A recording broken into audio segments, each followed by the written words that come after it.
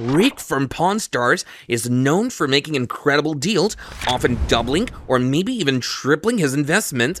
But what if I told you that Rick's expertise sometimes fails when it comes to the new generation of collectibles and items? Because this time, he made a mistake that cost him millions of dollars.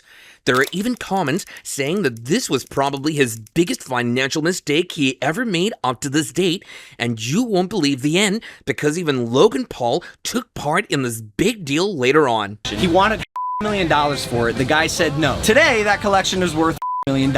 Everything started when this guy called Gary came into the pawn shop saying that he has some Pokémon cards, and not only that, but saying that he has probably the world's #1 Pokémon collection, and this was the one and only root of the problem because Rick never even heard of Pokémon cards.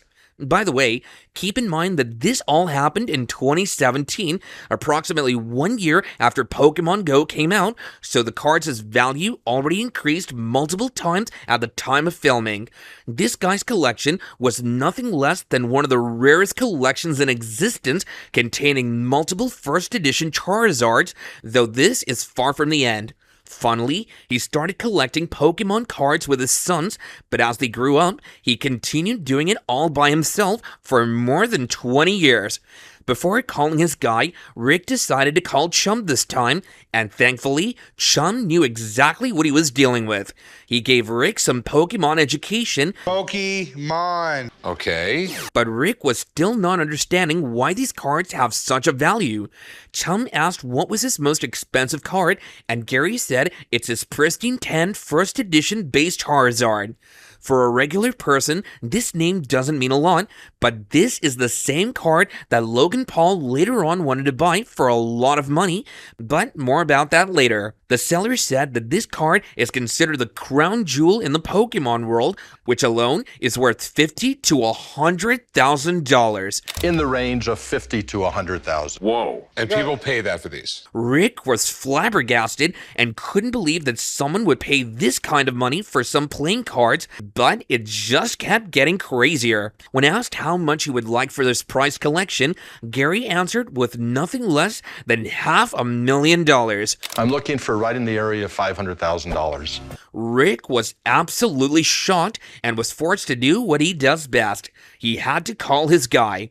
The seller wasn't really satisfied with Rick having absolutely no knowledge in this type of collectibles, saying that he's happy with the expert coming to shed some light on this deal. Rick was still talking about how this makes no sense to him, like who would even buy some cards for $500,000? I mean... And that's when Rick got his second Pokemon education of the day. Shortly, Pokemon cards were started in Japan in 1995, and they really took off at the beginning of 2000s, and the thing is, as time went, their value just kept growing. There are also grading systems like PSA, where you send them your card and you get it graded from 1, which is poor quality, to 10, which is excellent mint condition. And Gary has the first edition Charizard that is in mint condition. In simpler words, he has what collectors dream of. To make things even crazier, he has almost 10 of these cards, though it just gets more unbelievable if I told you that there are only about 50 perfect quality PSA 10s in existence, with this collector having 20% of the whole market sitting on Rick's counter. Not surprising that even Logan Paul wanted one for himself. Even after all of this, and after seeing another one-of-one Charizard card that this guy has, the expert evaluated the whole collection at a low-balling price of $380,000 to $390,000. I'm estimating anywhere from $380,000 to $390,000. Obviously made Gary a bit disappointed, though this is where Rick made his mistake because he said he can't sell these since he doesn't know anything about the Pokemon cards. So this time, he didn't even bother making the seller an offer, even with Chum almost begging him to, though Rick stuck to his decision again, saying that he has no knowledge or expertise in selling these, telling Chum he's not spending any of his money on Pokemon cards. I still don't know the difference between a Pokemon and a Charizard. Actually, Charizard is a Pokemon. This is the part when Logan Paul takes place. At this time, it's already well known that Logan is a Pokemon collector himself too, with even getting a one-of-one Illustrator Pikachu worth $5 million about 2 years ago. But before that, Logan actually wanted to get a piece of Gary's collection since he saw him on Pawn Stars, and this is the biggest plot twist about the whole deal. He wanted $500,000 for it. The guy said no. Today, that collection is worth $5 million. Yep, Gary's collection is now worth millions of dollars, 10 times more than what he asked Rick for. That's generational wealth lost. Also, this is the kind of numbers we're talking about here. Arguably overpriced, but still. Though this is still not the end of the story, because Logan actually came to Gary's house seeing all of his most valuable Charizards.